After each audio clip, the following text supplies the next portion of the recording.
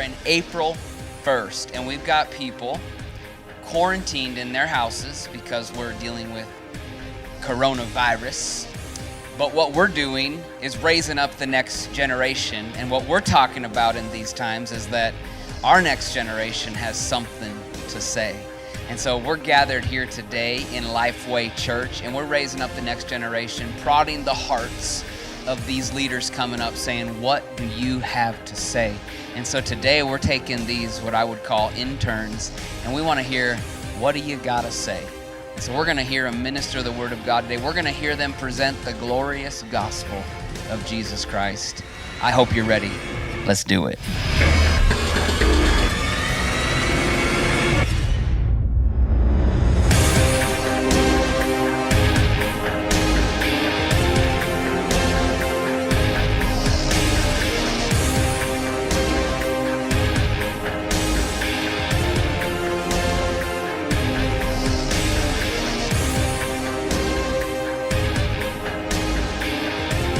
So we're running our race. We're going to run our race singly and together. How do we endure it? How do we go through those trials, temptations? How do we fight the fight? And how do we continually fight the fight and realize that God's with us through the whole process? I'm taken back to myself and what I've gone through. I'm just going to give you a snip. Let's just go mile marker 1 to mile marker 2, which is 7.5 years ago. And in that 7.5 years, since then, I've really truly realized that I've had some trials, and I've had some massive temptations and massive valleys, if you want to say. I would think it as like, well, I've lost 2 jobs, which I don't want to bring that at anybody, but just the fact of I lost both my jobs when I was having another child.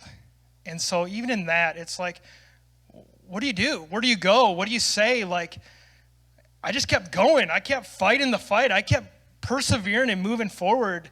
I remember I lost my job at GNC, and just the fact of my wife, the same day I lost that, my wife was having a baby shower for Riley. And it's like, wham, wham, like, that's awesome, but then on the other avenue is like, where am I going to find the support? Where am I going to find the money to support my family? And so it just really caught me off guard. But I knew that if I looked beyond that and kept enduring the race, that I'm going to get out of here.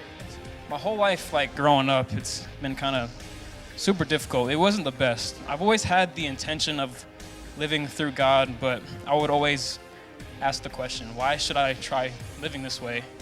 And just looking after the people that were around me. So I thought to myself, how people want to shape you and the way they think that you should be, but that's not their plan to decide. That's God's plan, and that's the plan that you should follow always. Once I followed the way that people wanted me to be, I just felt empty, nothing was going right.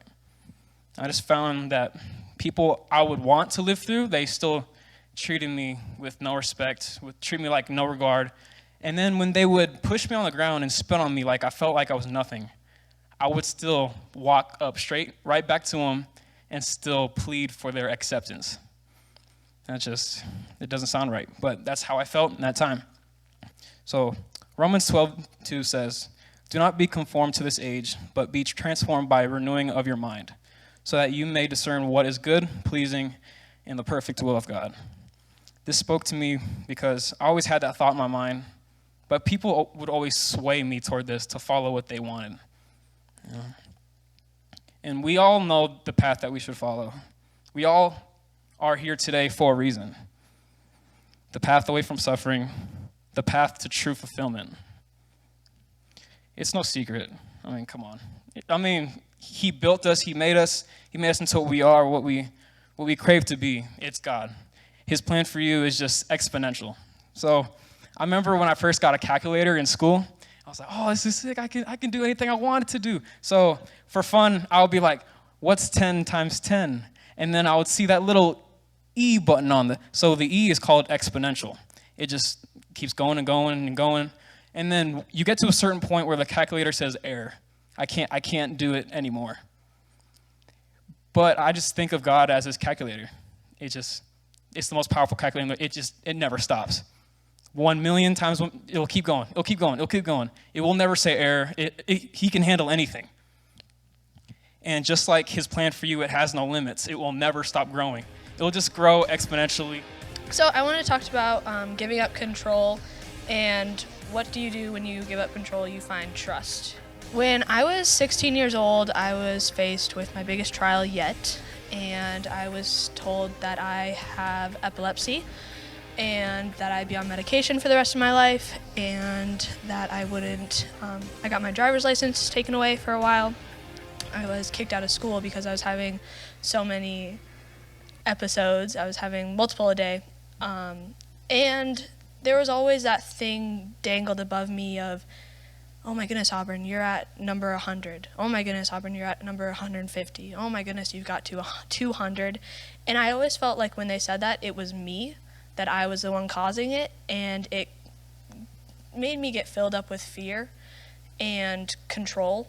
I wanted to take control of my life. I wanted to get control of it, but it was out of fear. It wasn't because of God, I can get through this. It was, I'm so afraid, I need to get rid of this. And I turned away from God. I didn't believe anymore. I didn't tell my parents this, but I just couldn't stand Christians. I couldn't stand it. And I chose to listen to Satan's lies because they made me feel a certain way. They didn't give me any life, but they made me feel comfortable.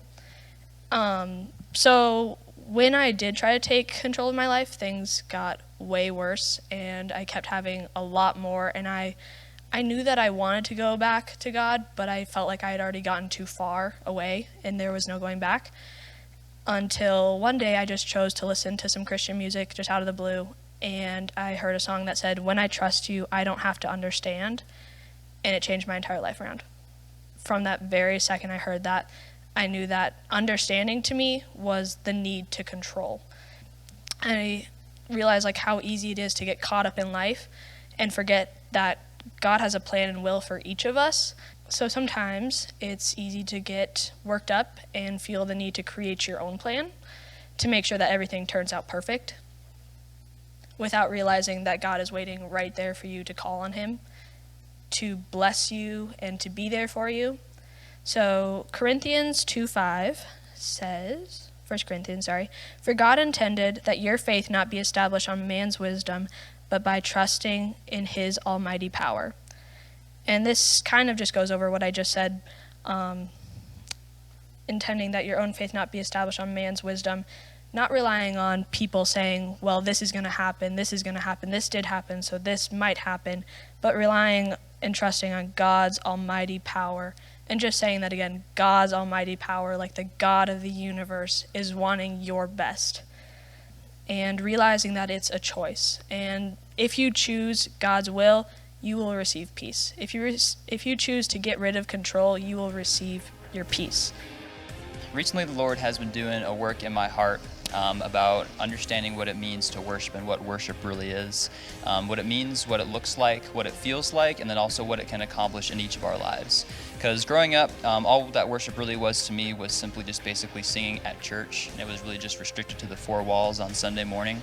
So maybe some of you guys can relate, or maybe not, but hopefully by the end of our time together, you guys can understand how important and how valuable and how awesome worship truly is. So you guys know me, I'm a words person, so I like breaking out like definitions of stuff. So I just wanted to share the Greek definition of the word worship for you guys, and it's sabome, and it means to hold on to something, to hold something in high respect, to revere, to adore, or to highly esteem something, which is great and all, but then the Hebrew definition for the word worship is shakah, and I love this even more. It says to bow down low, to lie down, or to prostrate oneself. Not prostate like I thought it said at first, but prostrate oneself. You guys know what that is, just lying face down on the ground, right? So you're laying down not just something that is in your hand or like materially that you have, but you're laying down who you are, like your very self in the presence of Almighty God, which is super cool. But notice how that in both of these definitions, though, that it didn't say anything about music, about songs, about instruments, or anything like that, because worship isn't restricted to just songs and music. And because that's true, it's a disposition of your heart and a posture of your heart towards something. And like I said, because that is true, worship is now something that can be involved and expressed in every area of our life, and it can become a lifestyle and a way of living. So worship is sacrifice.